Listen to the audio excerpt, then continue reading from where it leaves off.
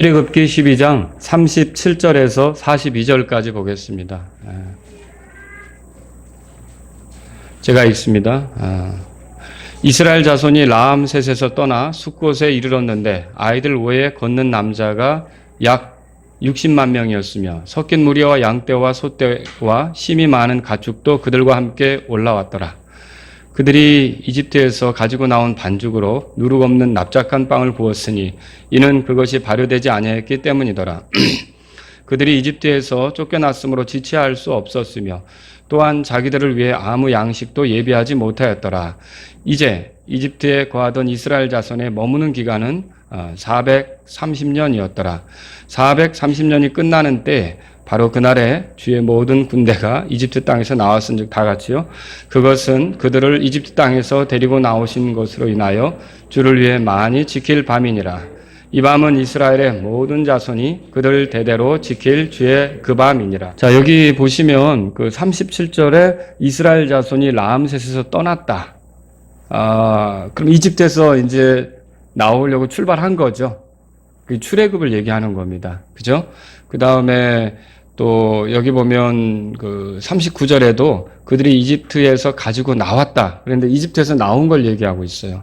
그리고 40절, 41절에 보면 이집트에 거하던 이스라엘 자손이 마침내 이제 이집트 땅에서 나왔다. 41절 그 끝에 그렇게 돼 있어요. 그렇죠? 여러분이 보실 수 있겠죠? 그래서 결국 출애굽을 말하고 있어요. 근데 이 출애굽은 이스라엘 백성이 그 이집트에서 건진받은 사건이다. 이렇게 볼 수 있는 거죠. 제가 오늘 여러분에게 드릴 말씀의 제목은요, 건진받을 기회, 건진받을 기회, 이런 제목으로 말씀을 드리겠습니다. 우리가 살아가다 보면 어떤 사람들이 우리에게 도움을 요청할 때가 있어요. 여러분들이 돈이 좀 있다고 생각해 봅시다. 빚 문제로 고생을 하던 어떤 사람이 어느 날 여러분에게 좀 도와달라고 요청을 했어요. 그래서 여러분이 도와줬어요. 그리고 빚 문제가 해결이 된 겁니다. 그런데 그 사람의 사는 생활 패턴, 이런 것들은 과거하고 달라지질 않았어요. 그래서 또 빚을 지기 시작하는 거예요. 근데 또 어려워지니까 나에게 찾아왔어요. 여러분이 돈이 있다고 가정하는 겁니다. 도와달라고 하는 거죠. 그때 여러분들이 또다시 돕는 게 쉽겠습니까? 예, 이게 쉽지 않을 수 있습니다. 이게 내가 도와봤자 이 사람의 삶이 개선이 안 되면 밑빠진 독에 물 붓기식 같은 것이 될 것이다. 그래서 우리는 돕지 못할 수도 있단 말이죠. 그러면 여러분, 우리가 반대로 생각해 보죠. 우리가 위기에 처했을 때 누군가에게 도움을 구했단 말입니다.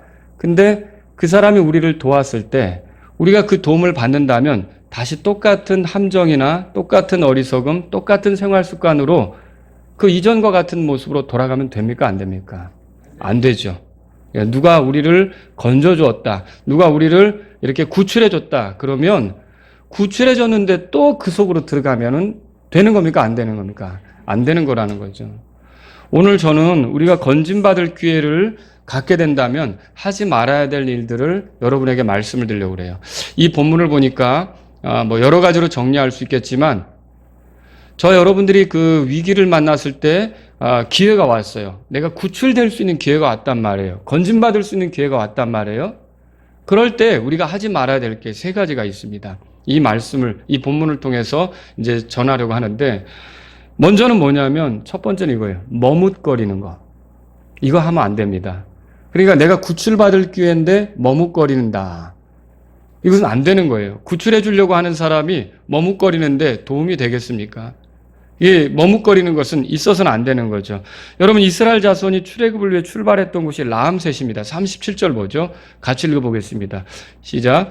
이스라엘 자손이 라암셋에서 떠나 숫곳에 이르렀는데 아이들 외에 걷는 남자가 약 60만 명이었으며, 여기 라암셋이 등장하는데 사실 라암셋이 어딘지는 정확히 알지 못합니다. 그냥 성경을 연구하는 학자들이 이제 그 나일강의 델타 지역이라고 있어요. 그게 뭐냐면 나일강이 이렇게 흘러 내려와서 지중해로 들어가기 전에 삼각주처럼 이렇게, 원래 델타 모양이 이런데 삼각주처럼 이렇게 퍼져가거든요. 거기에 동북 쪽에 이 라암셋이 있었을 것이다. 그렇게 이제 추측할 뿐이에요.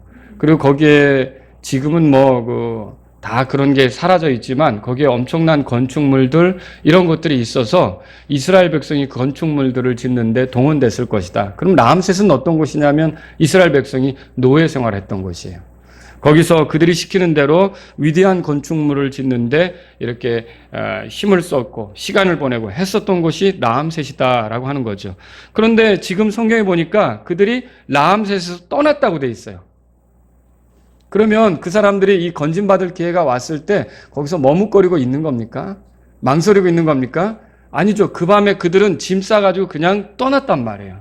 완전히 노예 생활하는 데서부터 청산하고 나왔다는 거죠. 그리고 그들이 어디에 이르게 됐냐면 숫곳에 이르렀다고 돼 있어요. 이 숫곳도 그 위치는 사실 정확하게 알 수는 없습니다. 근데 이제 보편적으로 그 라암셋에서 그 이스라엘로 가려면 동쪽으로 가야 되거든요. 그러니까 숫곳도 동쪽에 있었을 것이라고 생각하고 홍해바다를 만나야 된다면 동남쪽으로 이렇게 이동했을 것이다. 그렇게 이제 생각을 하고 있는 거죠. 그래서 이 숫곳이 아마 라암셋의 동남쪽에 있었을 것이다. 그렇게 생각하는데 이 노예 생활을 하던 이스라엘 백성이 그 노예 생활하던 장소를 떠나 생소한 곳에 가 있는 거예요. 어디에 가 있는 거예요, 지금? 숫곳이라고 하는 곳에 가 있는 거죠. 자, 그러면 이 사람들은 어떤 일을 지금 하고 있는 겁니까? 건진받을 기회가 왔을 때 계속 라암셋에 눌러 앉아 있고 싶어 했고 주저앉아 있고 싶어 했고 그런 겁니까? 아니죠. 그들은 그 밤에 과감하게 떠났습니다. 그러니까 미련 두지 않고 과감하게 떠났습니다. 저와 여러분들이 알아야 될 게 이거예요. 우리가 건진받을 기회를 얻게 된다면 망설여서는 안 되는 거예요. 불 속에 있는 사람이 소방관이 와서 내 손 잡으라고 할 때 망설이고 있으면 됩니까? 물에 빠져 있는 사람이 구해준다고 할 때 거기서 뭔가를 또 고민하고 물속에서 그러고 됩니까? 고민할 시간이 어디 있어요? 망설이면 안 되는 거죠. 이렇게 건진받을 기회가 왔을 때는 망설이면 안 된다는 거죠. 사실 파라오는 어떤 인물입니까? 마음이 너무 잘 바뀌어요. 파라오하고 모세하고 이렇게 대화를 나눈 것을 보면 우리가 그걸 알 수 있잖아요. 보낸 것처럼 얘기를 하다가 나중에는 다시 뒤집고 계속 이스라엘 백성을 붙잡아 두려고 하고 이렇게 했잖아요. 그래서 이런 상황 속에서 파라오가 또 시간이 지나면 얼마든지 마음이 바뀔 수가 있거든요. 사실 바뀐 게 나와요, 나중에. 그래서 군대 이끌고 추격하잖아요. 그러니까 이스라엘 백성은 어떻게 해야 되는 겁니까? 건진받을 기회가 왔을 때 머뭇거리면 되는 겁니까? 안 되죠. 떠나야 되는 거죠. 바로 떠나야 되는 겁니다. 그것처럼요, 오늘날 우리가 구원받을 기회가 온다면 머뭇거려서는 안 되는 거예요. 근데 오늘날 구원의 기회가 왔지만 머뭇거리는 사람들이 많아요. 그 사람들이 이제 주로 쓰는 말이 뭐냐면 제가 다음에 듣겠습니다. 그리고 차차 기회가 오면 이런 말 하죠. 차차. 또 나중에요. 나중에 제가 언젠간 한번 듣죠. 이렇게 해요. 근데 여러분 우리가 알아야 될 게 있어요. 이게 내일이라는 거 있잖아요. 우리에게 내일은 장담할 수 없습니다. 그렇지 않습니까? 근데 어떤 사람에게는 내일이 없어요. 오늘이 마지막인 사람도 있다고요. 그죠? 잠언 27장에 뭐라고 써 있습니까? 너는 내일을 자랑하지 말라. 하루 동안에 무슨 일이 일어날지 내가 알지 못하느니라. 읽어보신 적 있죠? 우리에게 있어서 하나님이 오늘이 너의 마지막이라 그러면 내일 구원받으려고 했던 사람들은 다 어떻게 되겠습니까? 구원의 기회를 영원히 잃어버리게 되는 거죠. 그래서 건진받을 기회가 온다면 그것을 우리는 머뭇거리거나 망설이거나 이렇게 해서는 안 되는 거고요. 내가 죄인인 걸 인식했고 구원이 어떻게 이루어지는 걸 알게 됐고 또 어떻게 해서 구원받는지 누가 구원자인지 하나님의 구원 방법이 뭔지 이런 것들을 정확히 알게 됐다면 망설이거나 머뭇거리면 됩니까? 안 된다는 거죠. 여러분 우리는 구원받는 기회를 미뤄서는 안 되는 거예요. 고린도후서 6장 2절에 보라 지금이 받아주시는 때요. 보라 지금이 구원의 날이로다. 읽어보신 적 있죠? 바로 그 말씀을 존중하듯이 우리가 이 구원의 날, 구원의 기회 이런 것들을 놓치고 자꾸 뒤로 미루려고 하는 것은 우리에게 건지시려고 하는 하나님에 대해서 우리가 올바로 반응하는 게 아니라는 거죠. 주께서 우리를 건지려고 할 때 그 건지는 기회를 받아들인다는 건 쉽지 않습니다. 구원받는 게 쉬운 건 아니죠. 그렇죠? 이스라엘 백성들도 마찬가지예요. 지금까지 이집트에서만 살아왔거든요. 근데 그들이 가는 곳을 가본 적이 있어요? 안 가본 거예요. 그러니까 이게 어려운 거죠. 안 가본 곳을 가는 거예요. 그죠? 모세만 따라가야 되는 거예요. 왜냐하면 하나님은 모세에게 말을 주니까. 근데 모세가 사기꾼이라면 어떨 거예요? 그잖아요. 근데 모세에게 나타났었던 여러 가지 일들, 파라오 앞에서 재앙을 행사하고 이런 거 있잖아요. 하나님께서 쓰고 있다. 하나님이 일하신다. 이걸 확인한 이스라엘 백성은 이제 누구만 쫓아가는 거예요? 모세만 쫓아가는 거예요. 그리고 어디까지 가는 거냐? 자기들의 조상 아브라함에게 약속하셨다는 그 가나안 땅까지 가는 거죠. 근데 이게 가본 길이 아니에요. 누구도 이 길을 가본 적이 없어요. 근데 이 길을 가야 되는데 이게 쉬운 거겠습니까? 두려운 거죠. 막막한 거죠. 그것도 몇 사람만 여행하는 게 아니라 온 이스라엘 백성이 집단적으로 여행을 하는 건데 가다가 무슨 일을 만날지, 어떤 싸움에 부딪힐지, 어떤 궁핍함에 부딪힐지 어떻게 알아요? 근데 이게 쉬운 게 아니란 말이에요. 그런데도 이 이스라엘 백성을 건지려고 하는 게 하나님의 계획이었고 또 가나안 땅을 이스라엘 백성에게 주시려고 하는 게 하나님의 계획이었고 하나님께서 그래서 지금 일들을 하고 계신다고 확신한다면 이스라엘 백성은 머뭇거리면 됩니까? 안 된다는 거죠. 주님의 뜻을 따라 움직여야 된다라고 하는 겁니다. 이건 이제 오늘날 우리가 이렇게 또 생각해 볼 수도 있어요. 저와 여러분들이 그리스도인이지만 죄의 습성에 빠져 지낼 수가 있어요. 그렇지 않습니까? 그런데 하나님께서 나를 사랑하셔요. 그리고 나에게 그것이 잘못된 것을 알려주셔요. 뭐 성경을 개인적으로 읽다가 아니면 설교를 듣다가 아니면 누군가와 교제하다가 아니면 어떤 상황에 의해서 더는 이렇게 가면 안 된다는 걸 알려주셔요. 그럴 때 여러분이 그 하나님의 건지시려고 하는 계획에 맞추는 거, 그 계획에 존중하는 거, 이게 뭘까요? 머뭇거리는 게 아니라 어떻게 해요? 즉시로 반응하고 따라 나서는 거예요.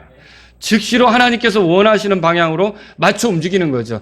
그럴 때 경험되지 않았지만 하나님께서 예비하신 놀라운 일들, 뭐 홍해 바다가 갈라진다든지 메추리 고기 그걸 먹는다든지 아니면 바위에서 물이 터져가지고 마신다든지 여러 가지 놀라운 일들이 있을 거 아닙니까? 그런 이제 그 은혜를 경험하는 그런 걸로 나가는 거죠. 근데 문제는 망설이면서 조금 더 즐기고 조금 더 머뭇거리고 조금 더 나중에 이런 식으로 한다면 여러분 우리를 건지시려는 주님의 뜻에 우리가 어떻게 하는 거예요? 존중하는 겁니까? 이거 아니라는 거죠. 여러분 예수님을 만난 삭개오가 어떻게 했는지 아시죠? 내가 오늘 너의 집에 거해야겠다라고 하니까 삭개오가 어떻게 하죠? 아이 좀 지금은 안 되고요. 나중에 오세요. 제가 초대 한번 할게요. 이랬습니까? 아니 즉시로 그분을 모셔드렸어요. 그리고는 그 자리에서 뭐라 그러냐면 내가 누구 것을 이렇게 뭐 강제로 이렇게 취한 것이 있다면 4배나 갚고요. 내 재산의 절반은 가난한 자들에게 주겠고요. 아주 즉시로. 여러분, 이게 대단한 거죠. 예수님의 제자들 가운데 뭐 세관에 앉았든지 아니면 그 낚시 그물을 깁든지 물고기를 잡든지 주님께서 나를 따라오라 할 때 그 사람들이 다 어떻게 했죠? 즉시로 반응했어요. 아니, 조금 더 주님, 지금 조금 요거 마치고요. 아니, 오히려 어떤 경우 어떤 사람이 예수님을 따르는데 예수님께 이렇게 말했죠. 내가 먼저 내 아버지에게 가서 장사를 지낸 다음에 따를게요. 근데 예수님이 죽은 자들에게 죽은 자를 장사 지내게 하라고 말씀하시면서 손에 쟁기를 잡고 뒤를 돌아보는 자는 내게 합당치 않다고 말씀하셨어요. 그러니까 주께서 우리를 부르실 때 우리를 건지시려고 할 때 우리 어떻게 해야 되겠습니까? 그 즉시로 머뭇거리지 않고요. 즉시로 따르는 것이 우리가 건진받을 기회를 선용하는 거라는 거죠. 그래서 건진받는 은혜를 누리는 거라는 거죠. 여러분이 이렇게 정리하셔야 돼요. 그래서 건진받을 기회가 온다면 이제는 됐다. 너 그렇게 죄의 습성에 젖어서 지낸 거 그동안으로 충분하지 않았냐? 더 그렇게 살려고 하느냐? 자, 이제 그 노예 생활은 지긋지긋하지도 않느냐? 그만 끝내야 되지 않느냐? 내가 너를 이끌어서 더 좋은 대로 경험되도록 이끌려고 하는데 내가 하나님 주께서 약속하신 그 놀라운 것들을 이제 내가 약속한 놀라운 것들을 네가 보게 하려고 하는데 너 이제 그만 청산해야 되지 않느냐?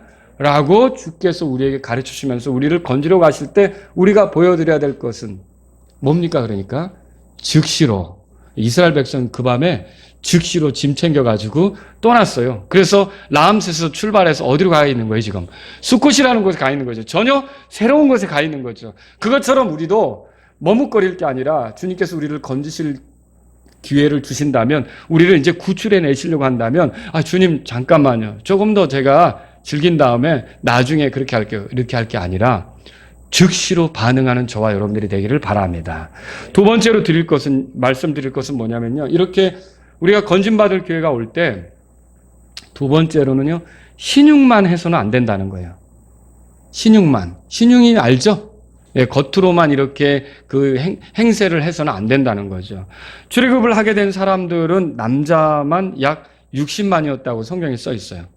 그러니까 이제 이게 아마 이제 뒤에서 우리가 신명기나 민수기 이런 데 보면은 그 20세 이상의 남자 수를 센 걸로 보여지거든요. 그게 60만이라 그러면 20세 이하의 아이들도 있을 거고 그리고 여자들도 있을 거 아닙니까? 그렇게 본다면 뭐 이제 성경 학자들에 따라 다르겠지만 한 200만까지도 추산할 수가 있습니다. 굉장히 많은 수죠. 이런 수가 이렇게 움직이게 되는 건데 이게 놀라운 게 뭐냐면요. 이집트에 내려갈 때 몇 명이 내려갔죠? 70명이 내려갔어요. 그죠? 근데 보세요. 야곱이 내려갔단 말이에요. 야곱의 아들이 레위. 그죠? 레위의 아들이 아므람. 아므람의 아들이 모세와 아론. 아론의 그러면 누굽니까? 그 비느하스. 아시죠? 네, 이런 그런 한 요 정도의 시대가 흘러가는데 요렇게 시대가 흘러가는데 70명이 200만이 됐어요. 그래서 많은 학자들은요, 이건 있을 수 없는 일이다. 이 숫자가 잘못된 거다. 이렇게 얘기를 해요. 그러니까 사실, 여러분 집안 조사해 보세요. 저희 집안도 예를 들어, 1200년대에 이제 중국에서 어떤 건너온 우리 이제 조상이 계신데, 그 조상이 지금까지 이렇게 해서 후손이 퍼졌는데, 그러면 제 성씨를 가진 사람이 현재는 우리나라에 10만 명 정도밖에 없거든요. 그러니까 수백 년이 흘러갔는데 10만 명이 된 거예요. 그런데 지금 여기서 이거 지금 얘기하는 거 보면요. 겨우 이렇게 몇 대 이렇게 넘어갔는데 이게 200만이 된 거예요. 이게 얼마나 대단한 거예요. 그렇죠? 그래서 이건 있을 수 없다. 역사적으로 이런 사례는 찾아볼 수가 없어요. 이렇게 급속도로 사람이 번식한 거는 찾아볼 수가 없는 거죠. 그래서 사람들이 믿기가 어려운 건데요. 이걸 누가 하셨냐면 하나님이 하신 겁니다. 이거 하나님의 기적입니다. 하나님께서 자신의 백성을 이집트 땅에서 불리시려고 번성케 하시려고 하나님께서 놀랍게 하셨기 때문에 하나님이 하시면 문제가 없는 겁니다. 여러분, 하나님께서 그렇게 한 거죠. 그래서 이 사람들이 이렇게 오는데 오늘날 교회도 마찬가지예요, 여러분. 이 교회 사람들이 더해지는 건 참 신기해요. 이건 누가 하는 거냐면 하나님께서 하시는 겁니다. 여러분 그렇게 믿으십니까? 어제 제가 이제 김봉준 목사님하고 통화할 기회가 있었어요. 이렇게 통화를 하는데 최근 세 분이 침례를 받으셨대요. 감사하죠. 그리고 또 우리 아시는 이번에 수련회 참여했던 황자매님이 구원 간증을 하고 입회를 하셨대요. 그러면 네 분이 더해진 거네요. 그죠? 근데 요 돌아오는 주에 세 분이 침례 받으려고 대기 중이래요. 그러면 놀라운 거죠? 그래서 이게 어떻게 이런 일들이 일어나는, 누가 이런 일을 하시는 거죠? 네, 하나님께서 하시는 거예요. 그래서 마치 이렇게 설탕을 딱 뿌려놓으면 개미들이 쫙 모이는 것처럼, 아니, 교회를 딱 주님이 세우시고 가만히 있는 게 아니라 어떻게 사람들을 모아주시는 거예요. 이거 하나님께서 하시는 거죠. 이스라엘 백성이 이렇게 번식하고 번성하게 된 것은요. 그래서 파라오가 위협을 느낄 정도로, 그래가지고 남자들이 좀 그만 태어났으면 할 정도였잖아요. 그런 지경에 이르게 된 건 누가 만든 일이에요? 하나님께서 하신 일이에요. 하나님께서. 그래서 하나님께서 이 놀라운 일을 했던 거죠. 근데 이 무리가 이렇게 60만이나 되는 무리가 이렇게 이집트 땅을 떠날 때 여기는 섞인 무리가 같이 있었다 그랬어요. 38절 읽어보겠습니다. 38절. 같이 읽겠습니다. 섞인 무리와 양떼와 소떼와 심이 많은 가축도 그들과 함께 올라왔더라. 자, 여기 섞인 무리를 여러분이 주목하셔야 돼요. 이 섞인 무리는 이스라엘 사람들입니까? 그렇진 않아요. 이스라엘 사람들이 아니에요. 혹시 이스라엘 사람과 혼인 관계로 이렇게 좀 엮어진 그런 사람들일 수도 있습니다. 근데 여러분이 민수기 같은데 성경 읽어보면 율법에 레위기 같은데 읽어보면 레위기 24장 10절에 이런 말이 있죠. 어머니는 이스라엘 사람이에요. 그러니까 이스라엘 사람의 아들이죠. 근데 아버지가 이집트 사람인 경우를 소개하는 게 율법에 나와요. 그러면 이런 식으로 섞인 사람들이 있을 수 있다는 거죠. 그죠? 아예 그 자체가 이방 사람인데 같이 움직인 사람도 있고요. 왜 움직일 수밖에 없냐면 망한 나라인데요. 망한 나라인데 떠나고 싶지 않겠어요? 이집트가 소망이 있어요, 지금? 이집트가 완전히 폭삭 망했잖아요. 그러니까 이 사람들도 여기 있으면 더 먹고 살기 어렵게 되니까 짐 같이 싼 거죠. 그리고 또 어때요? 이스라엘 백성이 가게 될 여행에 대해서 호기심도 있고, 또 하나님께서 놀랍게 이스라엘 백성 편이어서 이스라엘 백성을 건져내시는 것 같은데, 우리도 같이 한번 좀 껴서 가고 싶고, 이게 그 섞인 무리의 모습이다라고 하는 거죠. 마치 그러니까 하나님이 롯을 불렀어요? 아브라함을 불렀어요? 아브라함을 불렀죠? 근데 어때요? 그 아브라함을 부른 여행에 롯이 같이 따라 나서죠. 그리고 아버지 데라도 하란까지는 같이 따라 나서잖아요. 원래 아버지 집을 떠나라고 했는데 아버지가 따라 나오잖아요. 그런 것처럼 이렇게 누가 하나님의 부르심을 받았는데 옆에 따라오는 사람들이 있다고요. 그게 섞인 무리죠. 또 여러분 이렇게 이제 섞인 무리 중에는요, 완전히 흡수되는, 나중에는 이스라엘 사람들처럼 할례도 받고 완전히 이스라엘 사람이 되는 그런 사람들이 있어요. 이건 좋은 경우예요. 왜 이런 경우가 어떤 경우냐면, 여러분 라합과 그 가족들 아시죠? 그들은 이교도 아닙니까? 근데 여리고성의 거주민이지만 나중에 라합이 다윗을 낳는 집안에 여자가 되잖아요. 그죠? 그것도 있고요. 또 기브아 사람 얘기 아시죠? 이 사람들은 원래 진멸당해야 될 사람들인데 작전을 잘 써가지고 먼 데서 온 것처럼 꾸며서 이스라엘 사람들과 같이 더불어 살게 됐죠. 이들을 오히려 없애려고 했다가 사울의 집안이 이게 매달려서 죽임당한 걸 성경을 통해 읽어보셨죠.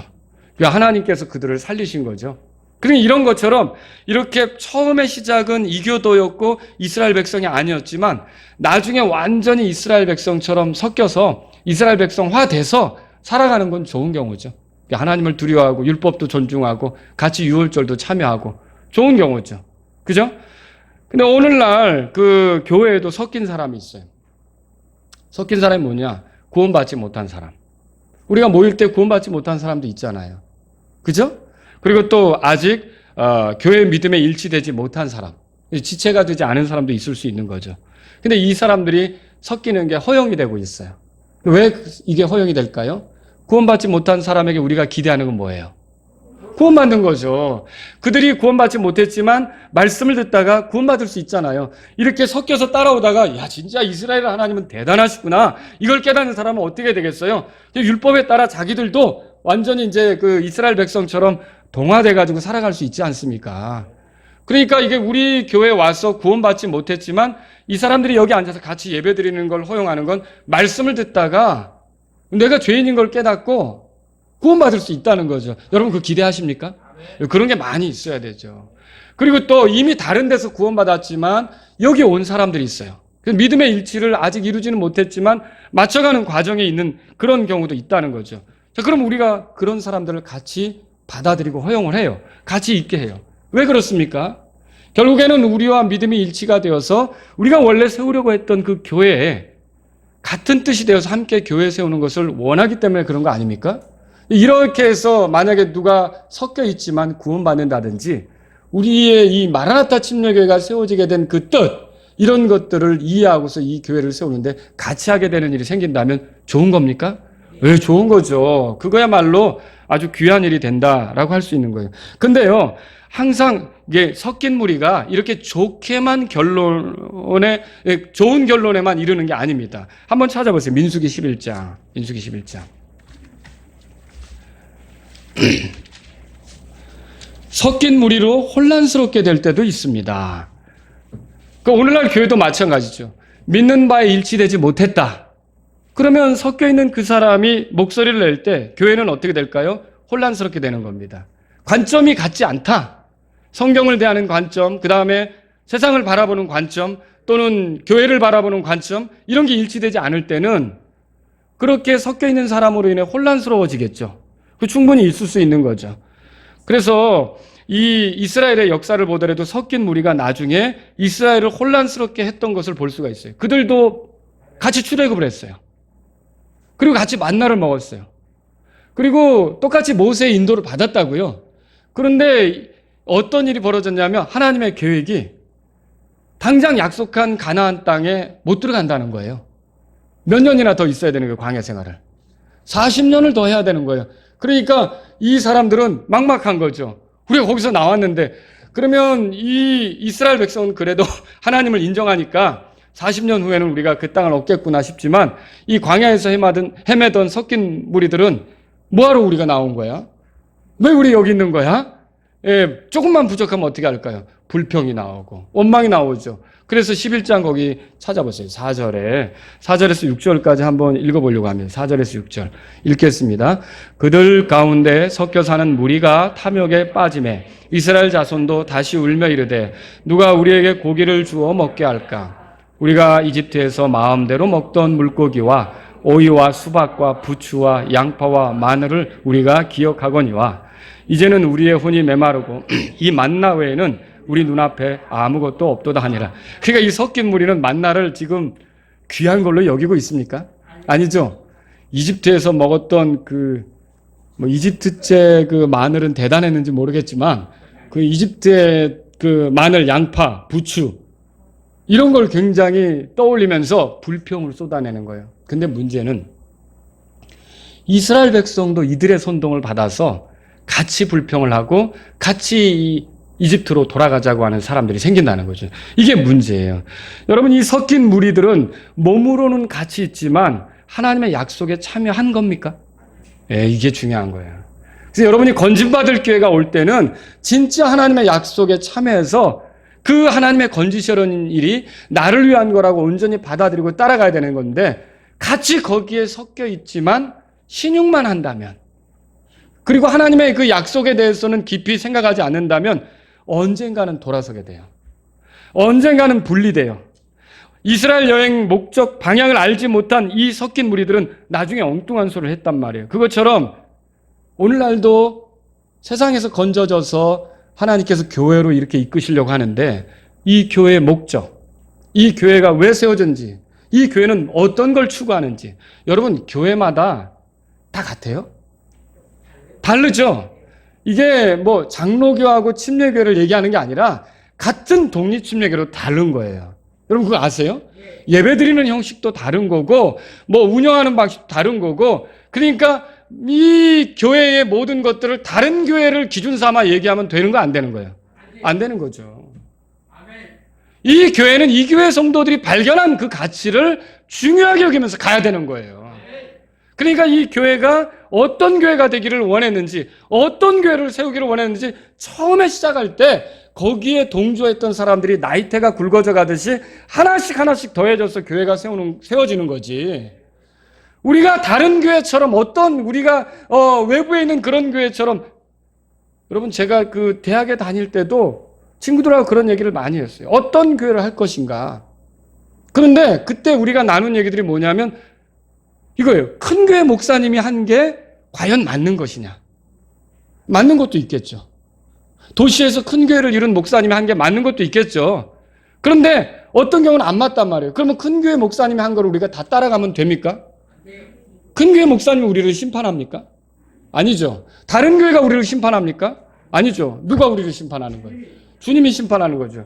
그러면 우리는요, 기도하고 말씀 보고 주님이 우리에게 보여주신 것에 맞게 가려고 해야 되는 거예요. 그게 우리 교회가 되는 거죠. 그래서 이런 뜻을 받아들인 사람들은 어떻게 될까요?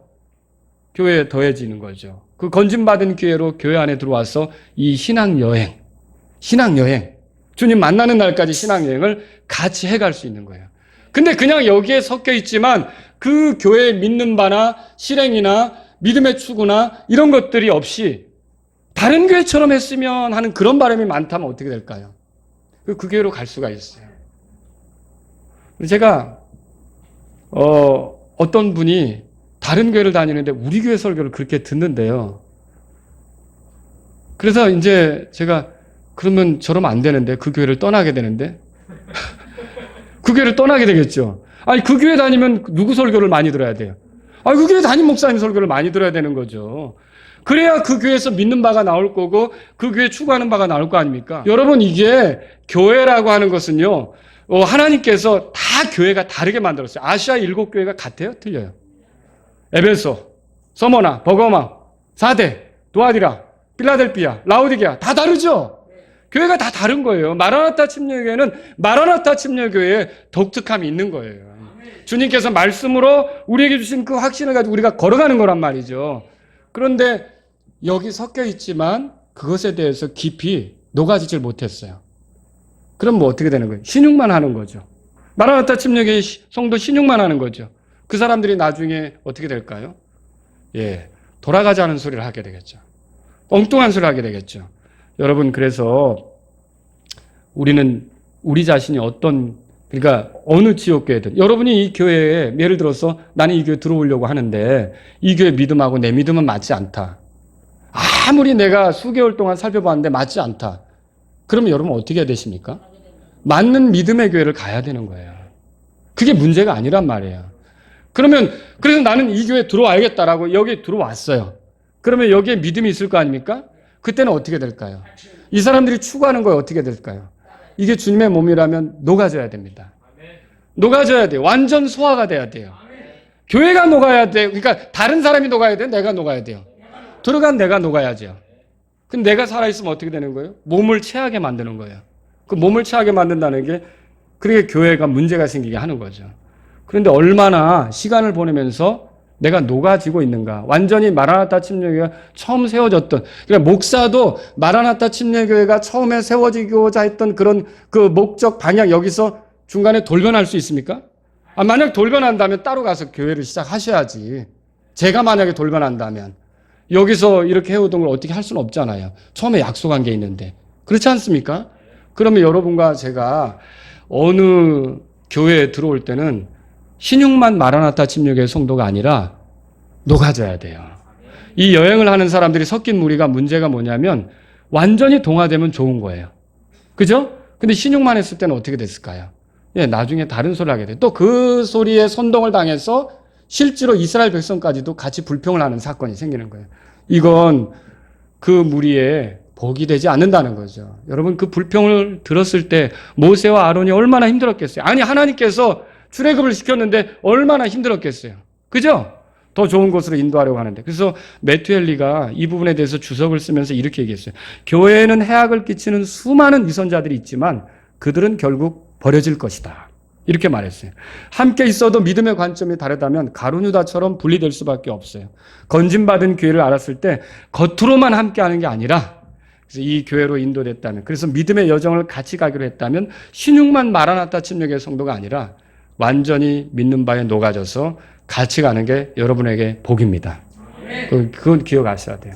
세 번째로요, 우리가 기억해야 될 게 뭐냐면요, 이렇게 건진받은 교회를 가졌을 때 건져준 분을 잊는 거, 잊어버리는 거, 이건 해서는 안 되는 거예요. 뭐라고요? 건져준 분을 잊어서는 안 된다는 거죠. 이스라엘 백성은 그 39절에 보세요. 자, 출애굽기 12장 39절에 이스라엘 백성은 어떻게 됐냐면요. 그들이 이집트에서, 같이 읽어볼까요? 시작. 그들이 이집트에서 가지고 나온 반죽으로 누룩 없는 납작한 빵을 구웠으니 이는 그것이 발효되지 아니하였기 때문이더라. 그들이 이집트에서 쫓겨났으므로 지체할 수 없었으며 또 자기들을 위해 아무 양식도 예비하지 못하였더라. 자, 위에서부터 38절에 보면 양떼와 소떼, 힘이 많은 가축떼들도 함께 나왔다고 그랬죠.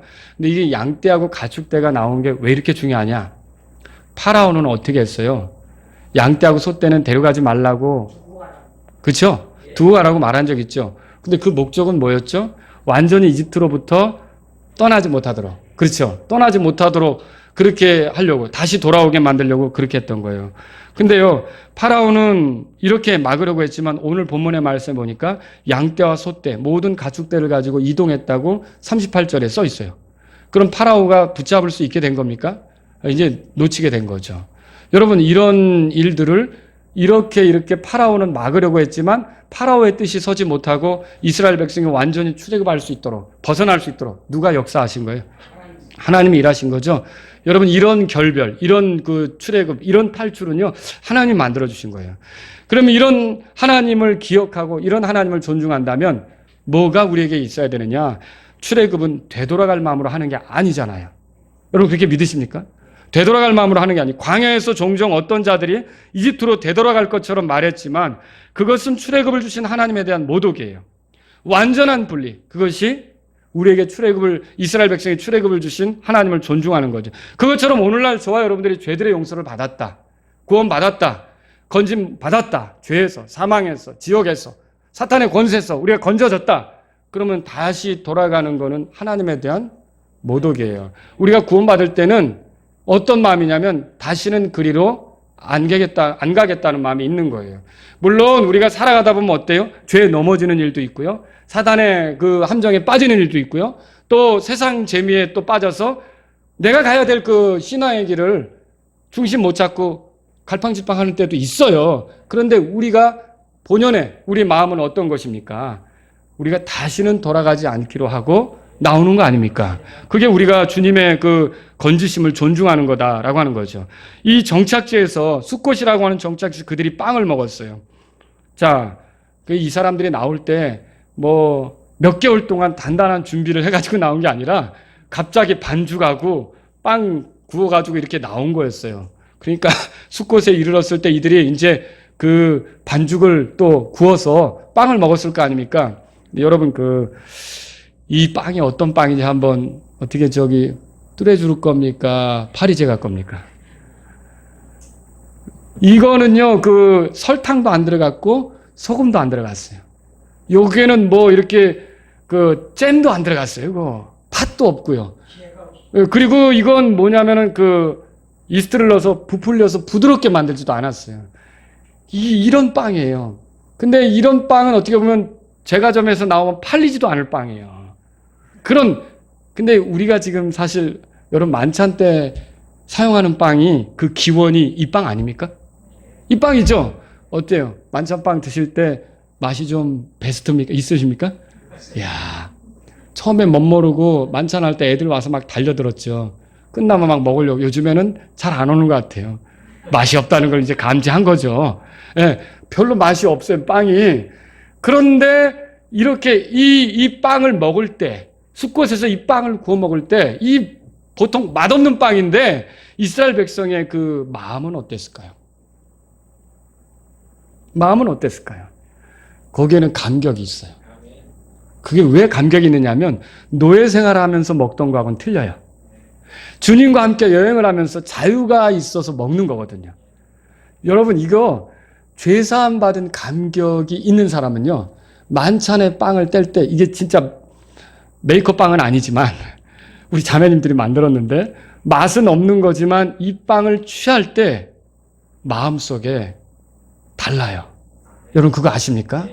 예수님이 나를 왜 찢기셨다는 걸 생각하면서, 나를 위해 고난당하셨다는 걸 생각하면서 다르잖아요. 이스라엘 백성이 바로 그런 빵을 이렇게 이제 취하면서 시간을 보내게 되었다는 것이죠. 이스라엘 백성이 그러니까 뭐예요? 사실 이게 구원받고 건져져서 먹는 게 별로 맞이는 게 아닌 것처럼 우리가 구원받고 이렇게 살아가는 게 어떻게 보면요, 세속적으로 볼 때는 무미건조해 보일 수 있어요. 별로 이렇게 특이하게 보이지 않을 수도 있어요. 그런데도요, 주님과 함께 하는 거면 하루가 귀한 거라고 믿으셔야 돼요. 그게 주님과 함께 한다면 하루하루가 우리에게는요, 세상 사람들이 볼 땐 뭐 저렇게 재미없겠어요? 거의 그런 말 안 들으셨어요? 아니, 교회 다니는 게 그게 뭐가 그렇게 재밌길래 나 같으면 일요일 날 산에 가겠다 이러는데 교회를 가고, 아유, 뭐 나온다고 거기다 그렇게 갖다 바치려고 그래? 나는 그 돈 있으면 맛있는 거 사 먹겠다. 그런데 그 사람들은 모르는 게 있잖아요. 여러분, 우리는 이 주님과 우리가 이 자유롭게 이 회복이 된 거, 여러분 이거 기쁘십니까? 이거 아는 사람만 아는 거죠. 사람들이 무미건조하게 보더라도 우리의 삶은 말로 설명할 수 없을 정도로 행복한 거예요. 예수님 때문에 행복한 거예요. 예수님이 우리의 삶을 새롭게 만들어 주셨기 때문에. 그래서 그분을 기념하는 삶을 사는 게 우리에게는 즐거움이고 복이 되는 거죠. 이스라엘 자손이 머무는 기간이 여기 40절, 41절 한번 읽어볼까요? 40절, 41절 시작. 이제 이집트에 거하던 이스라엘 자손의 머무는 기간은 430년이었더라. 430년이 끝나는 때에 바로 그날에 주의 모든 군대가 이집트 땅에서 나왔은지. 이스라엘 백성이 이집트에서 거하던 기간이 얼마나 됐다고요? 이게 이제 조심하셔야 됩니다. 이게 그렇죠. 예. 개역 성경에 보면 이렇게 되어 있어요. 제가 읽어드릴게요. 그들이 이집트에 거주한 지 430년이라. 그러니까 이 개역 성경으로 보면 이집트에 살아온 날이 430년이 되는 거예요. 그죠? 개역 성경대로 보면. 근데 그게 아니죠. 여기 보시면 40절에 보면 이제 이집트에 거하던 이스라엘 자손의 여행 기간은, 그러니까 이게 무슨 말이냐면요. 하나님의 약속을 가진 민족의 여행 기간이 440년이었다는 얘기예요. 그러면 이거는 야곱이 이집트로 내려갔을 때가 그 시작이어서 430년이 아니라 아브라함이 약속을 받았을 때부터, 아까 말씀하신 대로 아브라함이 약속을 받았을 때부터 430년이에요. 그래서 이게 그러면 그게 근거가 있나요? 갈라디아서 3장 보세요. 갈라디아서 3장. 그래서 개역 성경이 여기에는 이제 오류가 난 거죠. 이렇게 보면 갈라디아서 3장 보세요. 그러니까 실제로 이렇게 계산을 해보면요, 430년 중에 한 절반 정도, 한 215년 정도가 실제로 이집트 땅에서 거하던 기간이에요. 예, 그런 정도. 그래서 이게 이제 이 계산을 해보면 아까 제가 말씀드렸잖아요. 야곱, 레위, 아므람, 아론, 비느하스, 요렇게 흘러가는 요 기간이 그런 정도의 기간이란 말이죠. 요렇게 가는데 400년, 430년이 간 게 아니라는 거죠. 거기 17절 보세요. 3장, 거기 17절. 내가 이것을 말하노니 하나님께서 그리스도 안에서 미리 확정하신 그 언약을 430년 뒤에 생긴 율법이 취소하지 못하며 430년이 나오죠? 그러면 이 율법은 언제 세워졌어요? 출애굽하고 나서 시내산에 가가지고 율법이 세워진 거 아니에요? 그 출애굽이 있었던 해가 그 430년 그 뒤란 말이에요. 바로 직후. 아시겠죠? 근데 이 말씀을 잘 보세요. 율법이 취소하지 못하며 그 약속을 무효로 만들지 못하려. 그럼 그 약속이 뭐냐? 430년 전에 세워진 약속이에요. 그러니까 이 430년 전에 세워진 약속이죠. 그게 430년이 지난 율법이 그거를 없애지 못한다. 취소하지 못한다. 그 얘기 아닙니까? 그럼 그 약속이 뭐냐? 18절에 보세요. 다 같이 읽겠습니다. 시작. 만일 그 상속 유업이 율법에서 나면 그것은 더 이상 약속에서 나지 아니하느니라. 그러나 하나님께서는 그것을 아브라함에게 약속을 통해 이 약속이 누구에게 주어졌어요? 그러니까 아브라함이 시작이에요. 그래서 아브라함 때부터 그 가나안 땅을 얻기로 한 약속이 430년 동안 미뤄져서 여행을 하다가 마침내 그걸 얻기 위해서 이제 그 430년이 끝날 때 출발을 하게 된 거예요.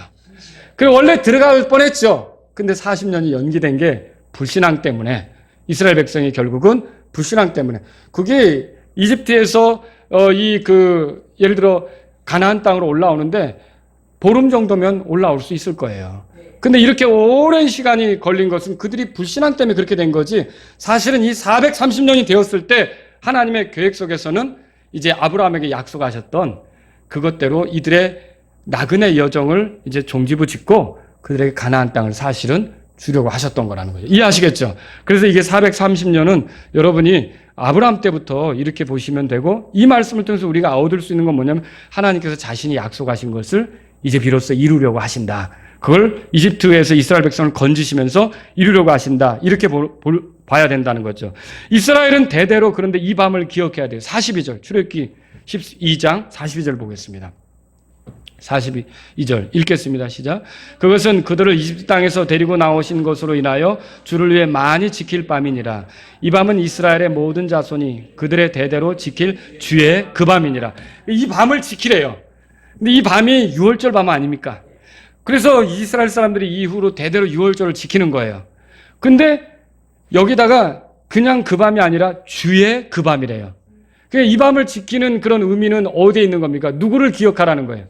여러분, 우리가 건진받으면 잊지 말아야 될 분이 건져준 분이에요. 이스라엘 백성을 누가 건져준 거예요? 하나님께 건져줬죠. 그래서 이 주의 유월절로 주님을 기억하는 거예요. 단지 유월절 의식을 기억하는 게 아니라 주님을 기억하자는 거죠. 오늘날 세상 사람들이 크리스마스를 예수님의 생일이라고 그래요. 사실 예수님의 생일은 성경에 나오지도 않아요.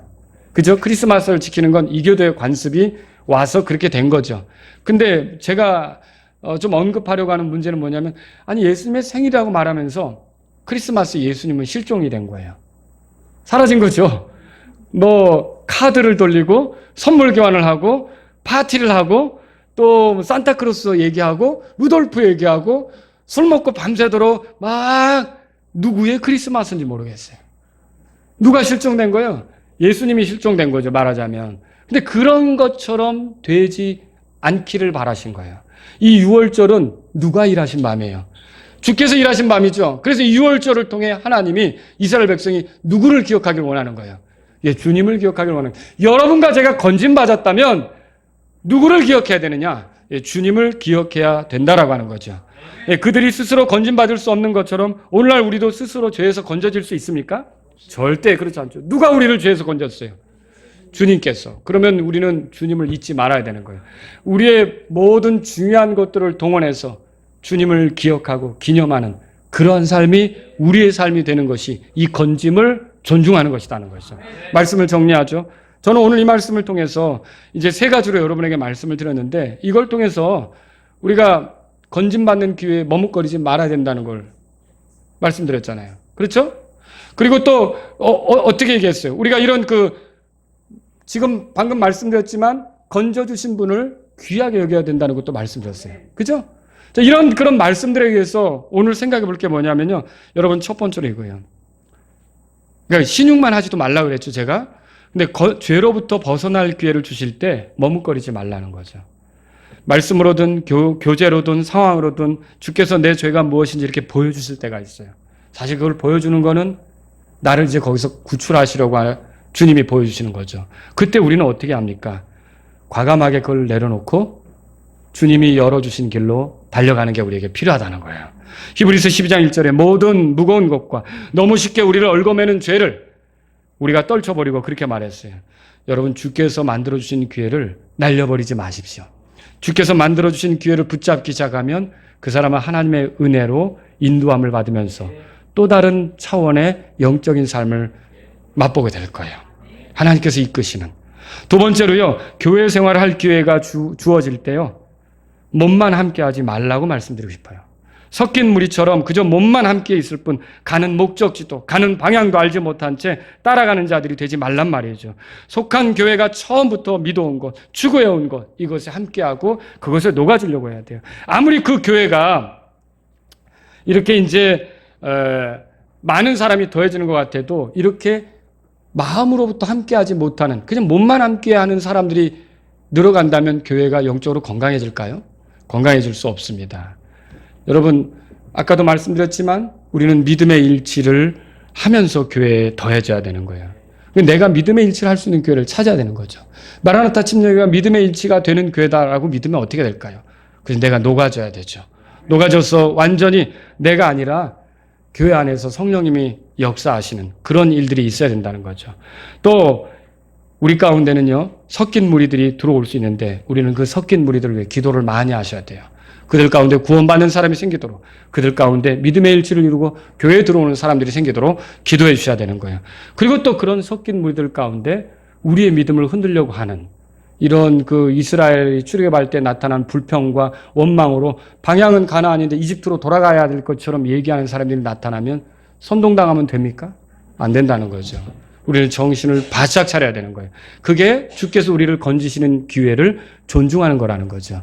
세 번째로요. 건진받을 기회가 주어졌을 때 건져준 사람, 도와준 사람 거기에 대해 고마움을 잊지 마십시오. 여러분 이거는 사람에게도 마찬가지입니다. 이 부부간에도 내가 당신하고 결혼한 건 당신이 나를 구제해 준 거야. 이렇게 말하지 않겠죠. 거꾸로 말하겠죠. 내가 당신을 구해 준 거야. 이렇게 또 얘기하겠죠. 근데 서로 가만히 생각해 보세요. 시간이 흐를수록 내가 이 사람 만나서 참 그래도 이렇게 됐구나라고 믿으면 고마워하셔야 돼요. 서로에 대해서. 이렇게 고마워하셔야 돼요.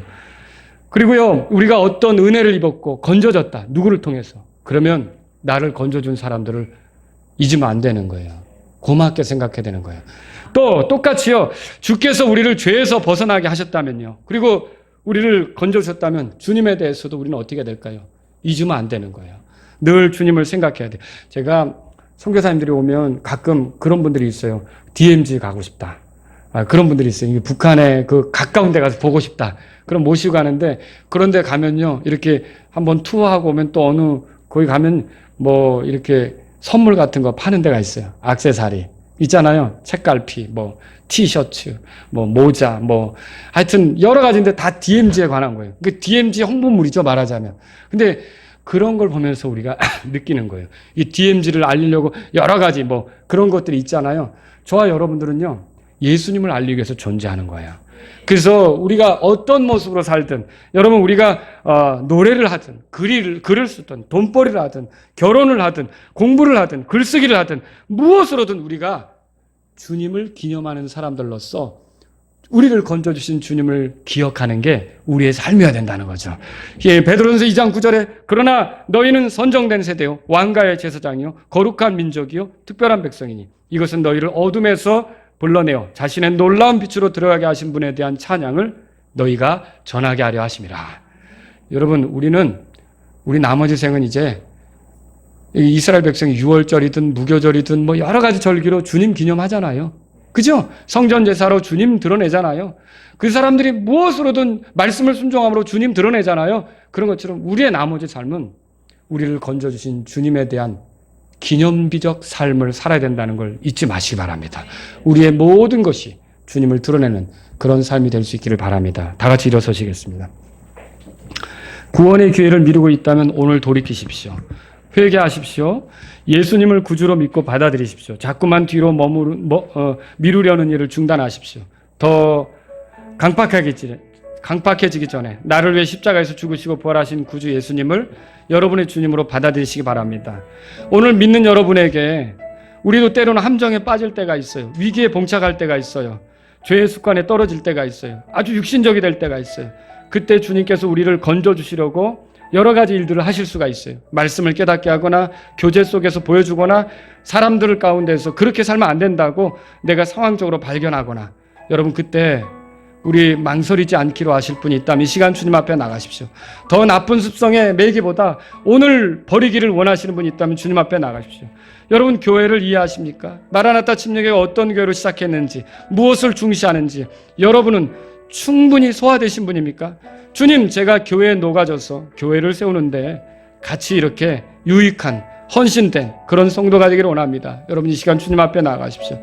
또 우리 교회는 아직 구원받지 못했지만 함께하는 분들이 있습니다. 또 교회 지체는 아니지만 이미 구원받은 분들이 있습니다. 그런 분들을 위해 기도하기를 원합니다. 이런 분도 이 시간 주님 앞에 나가시고요. 주님을 기념하는 그런 삶을 살고자 하는 분도 이 시간 주님께 아뢰십시오.